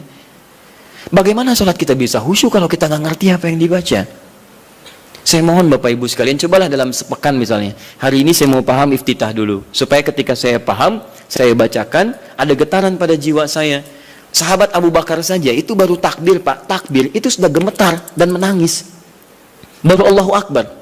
Dia begitu, fayaqulu, Abu Dawud nomor hadis 857, fayaqulu Allahu Akbar. Maka saat takbir katakan Allahu Akbar. Beliau angkat tangannya mengatakan Allahu Akbar, sudah gemetaran menangis. Sampai ketika diminta jadi imam oleh Nabi, kata beliau, ya Rasul jangan saya pribadi yang cepat menangis, khawatir banyak nggak khusyuknya. Ya. Kenapa? Karena merasakan kalimatnya Allahu Akbar, Allah yang maha agung, maha besar. Beliau merasakan takut ketika bertakbir, merasa paling khusyuk sholatnya, merasa paling hebat dibanding orang, merasa paling luar biasa dibandingkan orang lain. Selevel sahabat Abu Bakar menemani kehidupan Nabi di dunia, berdampingan dengan Nabi di alam barzakhnya, itu saat sholatnya dalam masa hidupnya masih gemetaran tuh, takut ketika sholat membawa sekecil, seatom, sezarah nilai dari kesombongan dalam kehidupan dunia. Bahkan takut dalam sholatnya pun diduga orang paling khusyuk, takut, gemetaran sampai gemetar. Bisa nggak suasana itu? Bisa nggak gitu ya? Bisa Ustaz, subuh-subuh di puncak, bahkan sebelum takbir sudah gemetar ya? Bukan itu yang diharapkan, beda. Baik ya, saya sangat yakin kalau Anda paham tentang bacaan-bacaan ini, itu akan beda suasananya. Misal, antum yang iftitah baca apa doanya? Allahumma ba'id, ya, riwayat sahabat Abu Hurairah di Al-Bukhari. Paham gak artinya? Saya beri contoh ya, gini, Allahumma ba'id baini wa baina khataya ya kama ba'adta baina al-masyriqi wal-maghrib. Allahumma naqqini min al-khataya kama yunaqqa ath-thawb al-abyad min ad-danas. Allahumma ighsilni bil ma'i wath-thalji wal-barad. Sekarang perhatikan maknanya. Anda paham ini saja, maka ada getaran tersendiri yang menghunjam dalam jiwa kita sehingga menghadirkan rasa kepasrahan yang sangat luar biasa. Perhatikan kalimatnya. Saya contohkan dulu sebentar. Bismillah. Allahumma ba'id baini wa baina khatayaya. Saya tunjukkan dua kalimat saja. Satu ba'id, begini. Yang kedua khataya, iya. Khataya. Ya terakhirnya pendek, nggak panjang ya. Ya. Saya mulai yang ini dulu. khataya, ya, ini dua kalimat yang disatukan. Kalimat pertama khataya, ini keduanya plus ya kecil, khataya plus ya pendek, ya disatukan. Kalau ini saya naikkan ke atas, saya tuliskan dulu begini, khataya, ini jamak dari kata khata'un. Jamak ini ada dua, satu akhta'un, akhta', yang kedua khataya. Perhatikan, apa artinya khata'? Artinya salah, yang berpeluang memiliki dosa. Khata', salah. Ada di antara kita yang tidak punya salah? Boleh angkat tangan? Saya langsung pulang. Ya, beliau lebih berhak menyampaikan tausiah. Tapi ada yang hari ini kesalahannya sedikit, yang banyak, sangat banyak, saking banyaknya nggak bisa angkat tangan, tuh kan? Baik, sekarang ganti. Ada yang ingin masuk surga, boleh angkat tangan? Saya doakan dipercepat. Baik. Alhamdulillah. Baik. Yang surganya Firdaus boleh angkat tangan? Baik, ini info aja ya, info. Nabi Adam berbuat kesalahan sedikit sekali, sedikit. Nyicipin buah khuldi, keluar dari surga. Antum ngaku salah banyak, pengen masuk. Maka kita harus punya amalan lebih daripada apa yang pernah kita lakukan dari kesalahan. Khata ini salah, sekali salah. Kalau kesalahannya banyak, saya ilustrasikan begini. Kalau ingin mengukur kesalahan, jangan jauh-jauh dulu, tubuh kita dulu. Ini mata nih, mata. Hari ini aja berapa kali salahnya? Salah lihat. Sudah ada istri, dilihat istri orang. Ibu juga begitu, udah ada suami, dia suami orang. Kenapa suami saya nggak seperti ustadz ya? Suami ibu. Ya. Paham ya? Nah, itu baru mata, belum telinga, belum lisan, belum pikiran dan sebagainya. Paham ya? Nah, kalau kesalahannya jadi banyak, tapi masih bisa dihitung, itu akhta namanya. Akhta, salah, tapi masih terhitung. 1, 2, 3, 4, 10. Hari ini 50 salah. Ya Allah, berarti saya harus cari 50 amalan untuk menutup yang salah ini. Salah harus ditutup oleh soleh. Berarti saya harus mengerjakan amal soleh untuk menutup yang salah. Bagaimana caranya? Ingat, cari amalan yang cerdas ya. Cerdas. Yang amalan ringan tapi pahalanya banyak. Kalau kesalahan itu kan satu kali salah dihitung 1 kan? Tapi kalau amalan kebaikan 1 dihitung berapa? 10. Cari lagi amalan yang berlipat seperti bacaan Quran. Bacaan Quran itu 1 hurufnya 10 kebaikan. Jadi begitu Anda melakukan, tak sadar nih ada kesalahan nih 30 misalnya, begitu Anda baca Quran alif lam mim, yang bukan dosa besar, alif 1 huruf, lam 1 huruf, mim 1 huruf, di hadis Nabi At-Tirmidzi nomor hadis 2910, ya kan? Maka seketika yang kita nggak duga salah itu dihilangkan oleh Allah, hilang. Makanya nggak baca Quran sehari itu rugi, demi Allah rugi saya katakan, karena dia nggak sadar beberapa kesalahan dia tidak tergugurkan dalam kesehariannya itu. Coba kalau mau hitung-hitung, aduh saya salah 5 nih, berarti harus saya tutup. Nun, selesai. Bang, itu orang hitungan. Balik sini. Tapi kalau Anda merasa seperti tadi, aduh nggak terhitung nih, banyak kesalahannya, nggak bisa keukur, maka rubah jamaknya menjadi jamaknya yang kathrah, khataya. Jadi ada jam'ul qillah, jamak tapi masih bisa terhitung. Ada jam'ul kathrah di ilmu nahwu, jamak tapi sulit untuk dihitung saking banyaknya. Banyak. Rubah kalimatnya dari akhta jadi khataya. Paham? Nah, terus Anda ngaku, saya memang mengakui ya Allah banyak salah seperti tadi itu. Ngaku banyak. Mata salah, telinga salah, kaki salah, semua salah ya Allah. Saya ngaku banyak salahnya. Amal saya sedikit. Kalau Anda mengakui kesalahannya, tambahkan ya kecil di ujung kalimat khatayanya. Maka khataya ya. Jadi kalau kalimat itu disatukan khataya ya, maknanya saya mengakui saya banyak salahnya. Nah, kalau Anda ingin dihapuskan, dijauhkan dari kesalahan itu sejauh-jauhnya, maka sesuatu yang dijauhkan sejauh-jauhnya bahasa Arabnya ba'id. Ada tasydid ba'id, ada pakai alif ba'id. Kalau tasydid begini, ini di ilmu lugah ya, ba'id ada tasydidnya ini. Itu artinya jauhkan tapi masih kelihatan. Oleh ikhwah ba'id sa'an nih. Teman-teman tolong jauhkan jam itu dari saya. Anda jauhkan misalnya. Tapi saya masih lihat, itu pakai tasydid, ba'id. Tapi kalau sudah pakai alif, ba'id, itu artinya jauhkan sejauh-jauhnya sampai saya nggak bisa lihat lagi. Perhatikan kalimatnya. Teman-teman, ketika Anda mengatakan Allahumma ba'id baini wa baina khataya ya kama ba'adta bainal masyriqi wal maghrib. Bagaimana cara menerjemahkannya? Ya Allah, saya akui di salat ini bahwa saya banyak berbuat salah. Saya akui ya Allah. Saya akui. Tapi saya mohon dengan sifat-Mu yang Maha Pengampun, tolong jauhkan saya dengan kesalahan-kesalahan ini sejauh-jauhnya. Saya nggak pengen lihat lagi sampai kiamat. Karena sekecil apapun kesalahan kita, itu akan ditampakkan.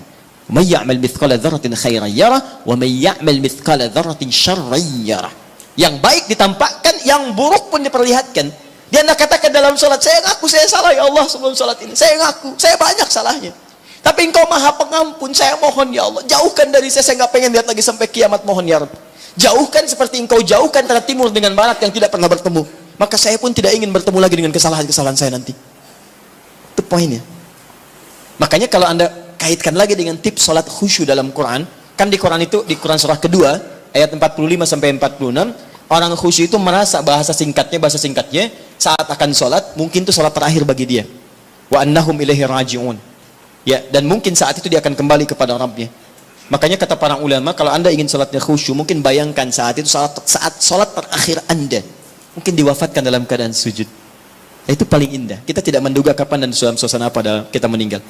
Saya lihat beberapa hari ini dikirim video, Masya Allah, ada yang sedang berdiri, tiba-tiba merasa sesuatu, terus dia sujud, terus tidak bangun lagi. Dan kita tidak tahu dalam suasana apa kita akan wafat. Mau sholat meninggal dalam keadaan sujud? Nanti asar ya? Insya Allah. Sini belum selesai. Ini ya. Masya Allah. Itu pun kalau meninggal, kalau tidak ya, bukan pilihan. Tapi kita bisa memilih dalam keadaan apa kita wafat. Kita tidak bisa mengetahui kapan kita wafat, tapi kita bisa menyiapkan diri dalam suasana apa kita wafat. Kata para ulama, kalau Anda ingin selalu baik, maka rasakan dan bayangkan saat terfikir berbuat maksiat, rasakan seketika Allah akan mewafatkan Anda pada saat itu. Maka demi Allah Anda akan dijaga dalam kebaikan. Antum kembali ke kantor sekarang, ada yang ngajak korupsi misalnya, disogok, bayangkan saat disogok Anda wafat. Apa tidak malu Anda ikut ta'lim, ikut ini, wafat dalam keadaan menerima sogokan? Ketika Anda ingin menghujat orang lain lewat tulisan, lewat kata-kata, bayangkan saat menghujat Anda diwafatkan.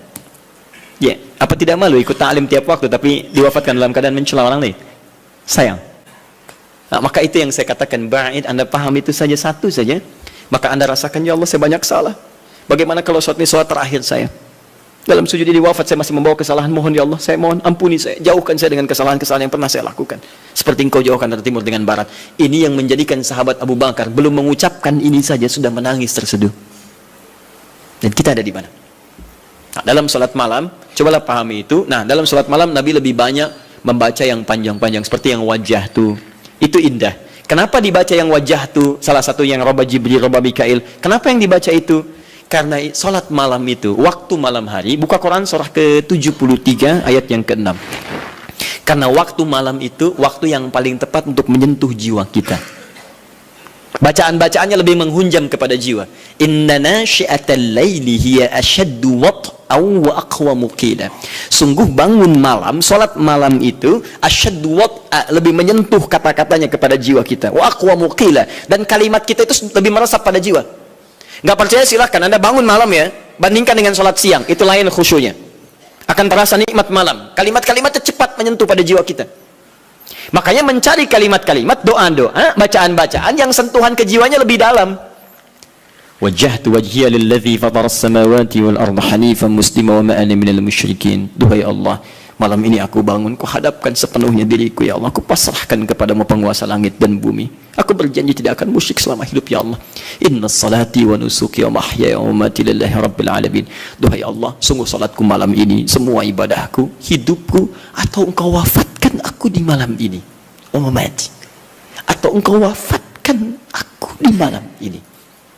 Saat Anda bangun malam jam 2, terus ada kalimat itu Anda ucapkan dan Anda paham artinya. Atau Engkau wafatkan aku di malam ini ya Allah. Lillahi rabbil alamin. Hamba ikhlas. Kalau itu sudah ketetapanmu Tuhan penguasa alam. La syarika lahu bidzalika umirtu ana minal muslimin. Dan saya ikrarkan mulai hari ini ya Rabb, saya tidak akan berbuat dosa-dosa apalagi musyrik, Dan seperti itu saya diperintahkan, saya komitmen mengerjakan hamba yang terbaik. Wa anna minal muslimin. Dan kalau saya diberikan kesempatan untuk hidup esok hari atau sekarang saya wafat, saya berjanji akan jadi orang Islam yang lebih baik lagi.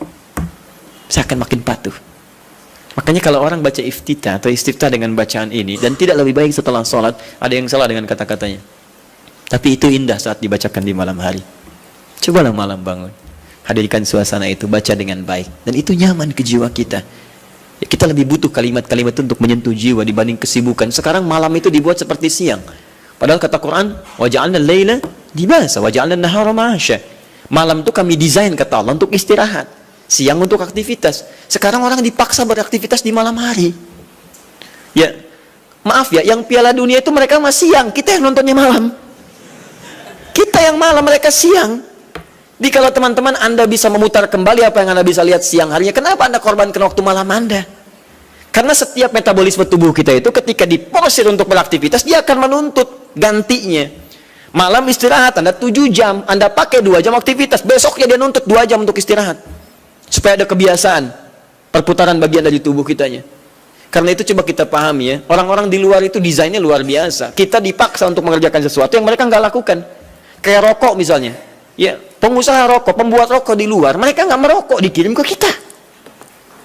Itu yang repot gitu kan.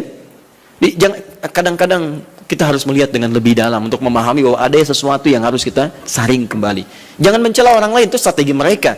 Tapi kita bisa memilih untuk mendapatkan yang baik atau meninggalkan yang buruk dalam kehidupan. Jelas ya? Baik. Ini yang iftitah surah terakhir, dan saya berhenti di sini, dan saya mohon maaf barangkali ini bagian terakhir dari sesi bahasan.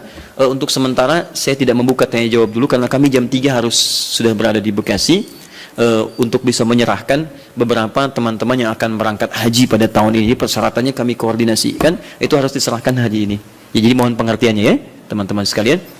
Surah terakhir.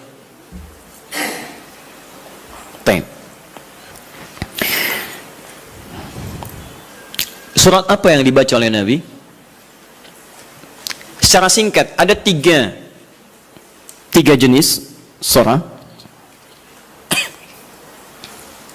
yang umumnya dibacakan oleh Nabi SAW dalam kesempatan salat malamnya. 3 jenis surah. Alhamdulillah. 1, surat yang ringan. Surat yang ringan.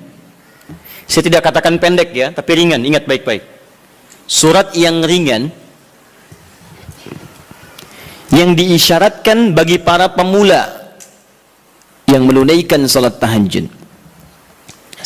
Surat yang ringan yang diisyaratkan bagi para pemula dalam menunaikan salat tahajud.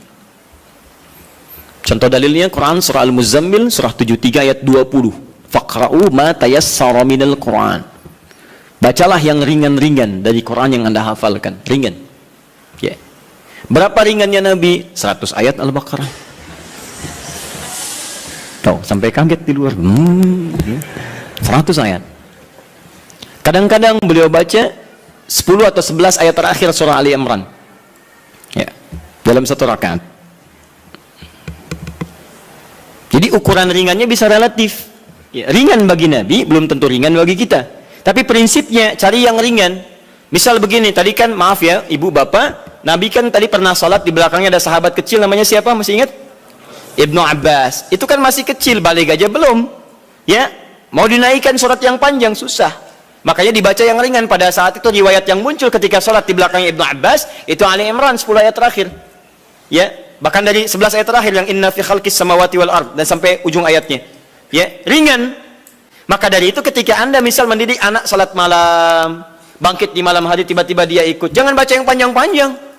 Anak Anda 5 tahun bangun, lihat Anda salat, mama salat, pengen ikut, Allahu Akbar.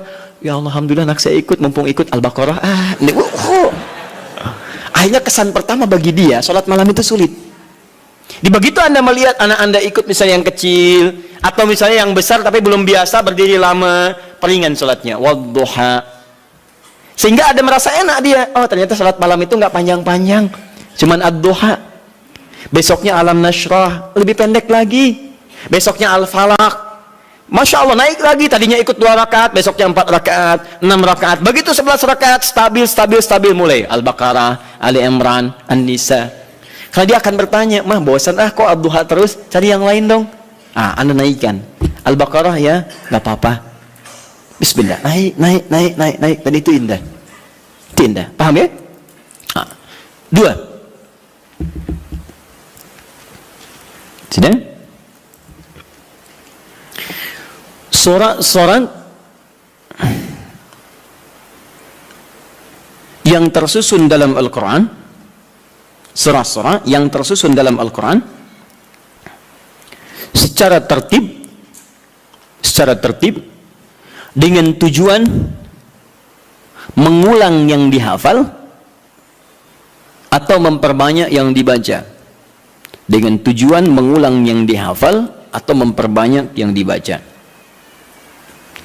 Kalau yang tadi yang ringan-ringan, sekarang itu terbalik, panjang. Jadi panjangnya ini diurutkan. Jadi kalau ada yang sudah hafal Quran, maaf ya, sudah hafal, maka jangan tinggalkan tahajud. Ciri penghafal Quran itu nggak meninggalkan tahajud. Nah, dalam tahajudnya dia mendesain salatnya itu untuk mengulang hafalan. Itu yang dikerjakan para sahabat. Bahkan ada yang semalam 30 juz. Ada yang semalam misalnya 1 juz dulu. Saya target 30 malam, misal 30 juz, tiap malam 1 juz. Boleh. Silahkan. Sekarang Al-Baqarah juz pertama. Ya, dari Al-Fatihah sampai Al-Baqarah 141, misalnya kan? Kemudian malam keduanya 142 sampai 253. Teruskan lagi 252. Selanjutnya 253 sampai Ali Imran, terus An-Nisa sampai 30 malam 30 juz dia selesai. Itu boleh. Ya. Atau misalnya semalam 5 juz. Boleh. Kenapa? Itu tidak. Ya, jadi kalau Anda sudah terbiasa menghafal Quran, sehari bisa 5 juz, Bu, Pak. Ya, mengulangnya itu. Usahakan ulang. Jadi subuh 1 juz, zuhur 1 juz, asar 1 juz, maghrib 1 juz, isya 1 juz. Kalau tidak mau capek dibagi 2, setengah juz sebelum subuh, setengah juz setelah subuh. Terus sehari 5 juz, mulai hari Sabtu, hari Ahad 10 juz, Senin 15 juz, Selasa 20 juz, Rabu 25 juz, Kamis 30 juz, Jumat berdoa kepada Allah. Khusus berdoa, tidak mengulang. Jumat itu doa minta, ya Allah, Engkau minta salat, saya salat. Engkau minta menghafal, saya menghafal. Engkau minta mengulang, saya mengulang. Engkau minta berdoa, sekarang saya bermohon kepadamu, ya Rabb. Kalau saya sudah salat, saya sudah berinfak, sudah menghafal Quran, belum Engkau kabulkan juga, maka mohon tunjukkan pada saya dengan cara apa lagi saya mesti bermohon kepadamu. Maka doa penghafal Quran ketika dia bisa khatamkan dalam 6 hari itu, Jumatnya mubarakah untuk dia. Itu yang disebut oleh orang Arab, Jum'ah mubarakah, Jum'ah mubarakah. Semoga Allah turunkan keberkahan. Nah, nanti yang Anda hafalkan sampai Isya itu diulang, malamnya pakai dalam tahajud. 5 juz dibagi misalnya 10 rakaat, ya, 1 juznya 1 rakaatnya setengah juz. Rakaat terakhir witir misalnya, ya, atau silahkan bagi ke 23 rakaat atau yang lainnya. Intinya adalah silahkan ulang-ulang hafalan atau sengaja untuk memperbanyak bacaan di malam hari. Anda hafal Al-Baqarah, pengen dipakai tahajud, boleh. Ya, Al-Baqarah 286 ayat bagi 11 misalnya rakaat, silahkan, sah. Untuk memperbanyak dan mengulang bacaan. Paham? 3. Ini jenis yang terakhir, dan ini yang sangat jarang dilakukan. Padahal Nabi itu banyak disebutkan dalam riwayat, sering mencontohkan ini. Memilih surah-surah yang sesuai dengan keperluan Anda, kebutuhan Anda. Memilih surah-surah yang sesuai dengan kebutuhan Anda, keperluan Anda. Tadi saya katakan di awal, semua surah Al-Quran itu adalah didesain sebagai pedoman hidup kita. Jadi semua masalah kita solusinya ada di situ. Saya pernah bacakan di awal jumpa kita banyak ayat di Quran tentang hidup kita. Nah, kenapa Anda saat malam tidak bermohon kepada Allah lewat sholat Anda? Maaf teman-teman, Bapak Ibu sekalian, dengan membaca surah yang terkait dengan kebutuhan Anda. Misal, Anda yang sedang mencari nafkah, kenapa tidak baca ayat-ayat tentang nafkah di Quran? Minta dimudahkan, kan ada. Di Al-Baqarah 168, Al-Baqarah 172, Al-A'raf ayat ke-96 misalnya. Tentang rezeki di Quran surah 51 ayat ke-22 misalnya. Ada semua. Anda yang sedang kesulitan misalnya di rumah dan sebagainya, kenapa nggak baca ayat-ayat tentang kemudahan? Ya, mudah urusan rumah. Misalnya Quran surah ke-4 ayat 34, 35 itu kan, kalau ada persoalan minta kepada Allah solusinya. Kemudian ada di Quran surah ke-65 ayat 2-3 tentang masalah-masalah yang umum. Anda yang di birokrasi, sekarang banyak orang, saya tuh bingung ya, kalau masa-masa pemilihan tuh banyak mengerjakan hal yang tidak perlu. Padahal kata Quran itu di Quran surah 3 ayat 27 kan jelas. Dari 26 sebetulnya sampai 27-nya. Jelas. Qulillahumma malikal mulki tu'til mulka man tasya' wa tanzi'ul mulka mimman tasya'. Katakan kekuasaan itu hanya milik Allah. Allah berikan pada siapa yang kehendaki. Jadi kalau ada orang baik diberikan supaya kebaikannya menyebar pada rakyatnya. Kalau ada orang jelek kemudian dia bisa naik, untuk ditunjukkan ada yang salah di tempat itu harus diperbaiki supaya dia bisa diganti dengan yang lebih baik. Itu maksudnya. Tapi kekuasaan itu Allah yang tetapkan. Makanya orang-orang yang pandai itu dia akan mendekati Allah. Dia akan memohon supaya diberikan petunjuk. Kalau diberikan, dia lakukan hal-hal yang baik. Maka mendekat dia, baca ayat-ayat itu. Sebetulnya kepala-kepala yang calon pilkada, calon pemimpin dan sebagainya, calon kepala daerah dari mulai yang ringan sampai yang besar, kalau dia paham tentang ayat itu, dia bangun malam, dia minta petunjuk kepada Allah. Itu titipan. Karena kalau cuma jadi pemimpin, Firaun pun pemimpin. Tapi kepemimpinan Firaun diabadikan bahkan dalam Al-Quran sebagai contoh, karena itu belum tentu mengantarkan dia ke surga. Hati-hati. Ada orang diberikan kedudukan, dengan itu dia bisa ke surga. Ada orang diberikan harta, dengan itu dia bisa ke surga. Ada orang diberikan pengetahuan, bekal itu untuk ke surga. Ada orang yang hanya diberikan tenaga, karena itu yang membuat dia ke surga. Bilal mendapatkan tenaga, dengan itu dia pakai adzan. Ali mendapatkan pengetahuan, dengan itu dia pakai berdakwah. Baik, sebagian sahabat mendapat kedudukan, di antara mereka ada Umar bin Khattab. Ya dipakai untuk mengantarkan ke surganya. Yang harta benda seperti Abdurrahman bin Auf. Tapi jangan lupa, ada Firaun yang pernah mendapatkan kedudukan, diberi contoh, tapi tidak bisa mengantarkan ke surganya. Ada Qarun yang ketika dia punya harta hanya dipakai foya-foya. Jadi kalau orang sekarang hanya ingin ikutan foya-foya, dia ketinggalan, telat dia. Keduluan Qarun. Katakan pada orang kaya, ya ibu-ibu sosialita misalnya, yang cuman gosip datang macam-macam. Kalau cuman begitu, katakan terlambat. Sejak zaman Nabi Yusuf sudah ada sosialita yang cuman gosip. Kumpul-kumpul, katanya di sini ada orang gantengnya, sampai kejebak kan situ. Oh tuh, emang dia nggak tahan. Yusuf keluar, begitu keluar, wah, mahadza basyarin hadza illa malakun karim. Ini sih bukan manusia, ini malaikat yang sedang menyamar. Ganteng-ganteng Nabi. Oh, orang sekarang ganteng-ganteng serigala. Digosipin lagi. Tuh, udah ada kasusnya banyak. Jadi untuk apa kalau cuma kumpul-kumpul nggak ada kerjaan, harta dibanggakan? Cari ayatnya. Begitu Anda dihadapkan pada suasana itu, baca. Malamnya bangun, sujudnya lamakan, sholatnya pilih yang sesuai. Teman-teman yang mau menikah, ya, yang belum ada jodoh misalnya, kan cari ayat-ayat supaya Allah bimbingkan. Ya, calon-calon yang bagus. Kalau laki-laki pasti perempuan calonnya. Cari ayat perempuan-perempuan yang baik, atau sebaliknya. Ada Quran 51 ayat 49, kan? Ada Quran surah 49 ayat ke-13, kan? Ada kalau mendekat ke pernikahan, Quran surah 30 ayat 21. Anda ingin samara, tapi ayatnya nggak pernah dikaji. Ya, walaupun istri Anda calon yang namanya samara, tapi kalau nggak pernah dibaca ayatnya, mustahil baca. Quran surah 30 ayat 21 baca. Yang belum nikah, ya. Orang bilang jomblo, nggak apa-apa. Anda jomblo fisabilillah, ya. Berusaha untuk mendapat yang terbaik. Jomblo dibagi 3, jomblo fisabilillah, jomblo syariah, dan jomblo sengketa. Ya. Nanti kita bahas lain waktu lah bagi yang belum menikah. Baik, jomblo sengketa itu pilihannya banyak tapi belum bisa menentukan, ya, sehingga jadi persoalan. Kenapa jadi ke situ? Jadi itu intinya, ya, itu intinya. Cari, kalau belum bisa, cari indeks-indeks ayat-ayat Quran, di indeks-indeksnya apa, pelajari itu, dan contohnya banyak di hadis-hadis Nabi Sallallahu Alaihi Wasallam atau amalan-amalan para sahabat. Bahkan Nabi Zakaria ketika sholat di mihrabnya Maryam itu, apa yang beliau baca dalam sholatnya? Beliau memohon supaya diberikan karunia keturunan. Qala rabbi habli min ladunka dzurriyyatan thayyibah innaka sami'ud du'a. Quran surah 3 ayat 38 sampai 39. Apa yang terjadi? Begitu dibacakan itu, turun jawaban dari malaikat, kamu akan punya keturunan. Dijawab langsung. Ya Anda ini bagaimana keperluannya pengen proyeknya lancar, yang dibaca minal jannati wan nas. Qul a'udzu birabbin nas, qul a'udzu birabbin nas. Ya, susah dikabulkan proyek, banyak gangguan, jin lagi yang datang, kan? Sudah ya? Cukup dulu ya? Sekira cukup dulu untuk hari ini pembuka. Nanti saya tidak bisa berjanji, tapi saya mengusahakan sebaik yang saya bisa lakukan. Pertama, untuk pertemuan yang akan datang, kemungkinan wallahu a'lam, tapi nampaknya kami akan berangkat tahun ini untuk berhaji dengan beberapa rombongan para penghafal Quran. Mohon doa semoga dilancarkan, semuanya baik. Tapi tentunya dengan kepergian dan keberangkatan kami, artinya itu barangkali akan menjadikan pertemuan kita sesi di bulan depan, barangkali untuk sementara kita berlibur.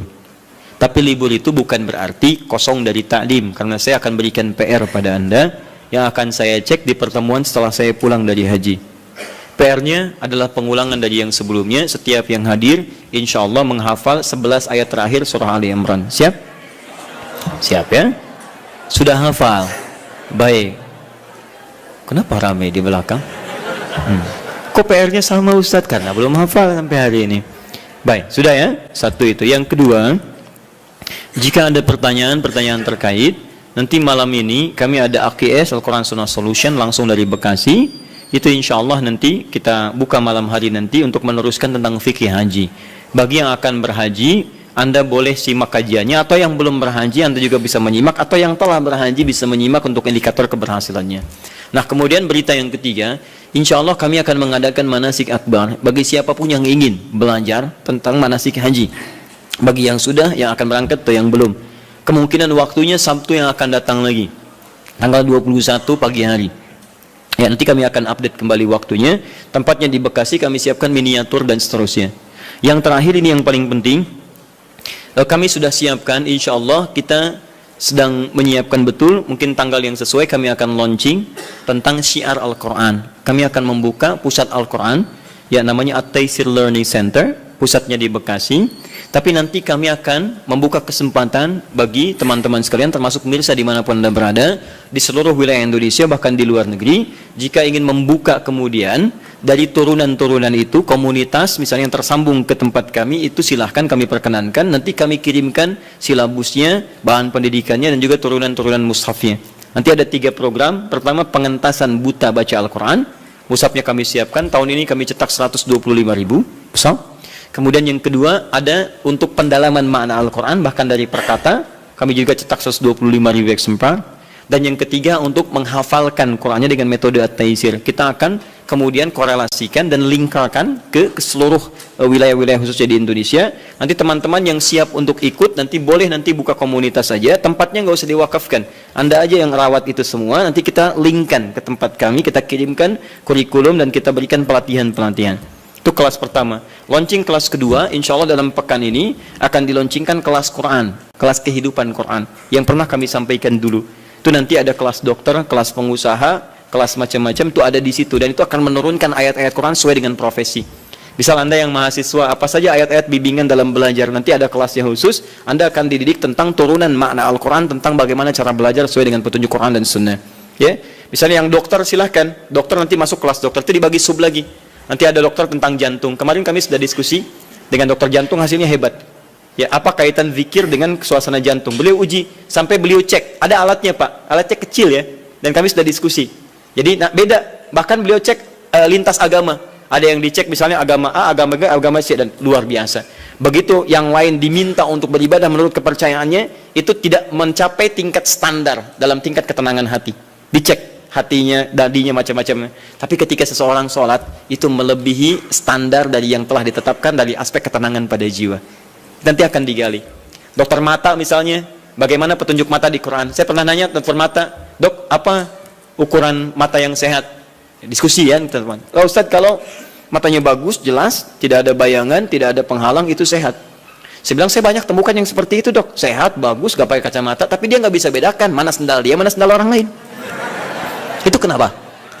Wah, itu saya bingung, Ustaz. Ya, itu nanti kita dudukkan di satu kelas dan seterusnya. Ya. Nanti yang seperti itulah ya. Mudah-mudahan saat memberikan resep tidak hanya diberikan minum obat ini, tapi dia katakan Quran surah sekian ayat sekian. Baca lagi. Itu yang kami sampaikan. Kalau ada benar itu semua dari Allah sebagai titipan, sebagai petunjuk kebenaran Rasulullah SAW. Kalau ada yang salah itu mutlak dari saya pribadi. Anda boleh sampaikan untuk saya, kemudian perbaiki dengan segala kerendahan hati. Kalau menemukan kesalahan cukup ditinggalkan, ambil pendapat ustaz lain yang lebih baik. Tapi kalau Anda menemukan kebaikan, silahkan amalkan, karena Allah sedang mencintai Anda untuk menjadi pribadi yang lebih baik. Jika Anda belum sempat berlomba dengan orang soleh untuk meningkatkan ketaatan, maka berlombalah dengan para pendosa untuk bertobat dan beristighfar kepada Allah Subhanahu wa taala.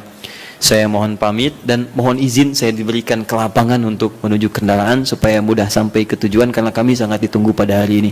Subhanakallahumma wa bihamdika asyhadu an la ilaha illa anta astaghfiruka wa atubu ilaik. Wa akhiru da'wana alhamdulillahirabbil alamin. Wal 'afwu minkum. Assalamualaikum warahmatullahi wabarakatuh.